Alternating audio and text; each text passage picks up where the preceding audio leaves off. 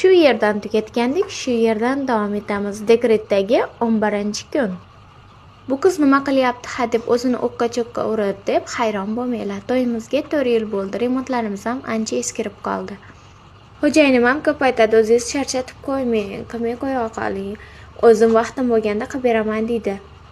Men ham aytdim, "Xo'p, sizni qilib berishingizga albatta doim ishonaman. Siz uyimizni boshisiz. Men ungacha qo'limdan kelganlarini boshlab turaman" deb xizmatni ham boshlab yubordim. O'zim uyimda ham ota-onam ko'p chetda bo'lganliklari uchun bunaqa ishlarni o'zimiz qilib tashlay qolardik. Jon qizlar, jonlar, kelishib olaylik. Sizlarga yoqsam obuna bo'lib qo'yishni unutmanglar. Agar mabodo yoqmasam ham bu muammo emas.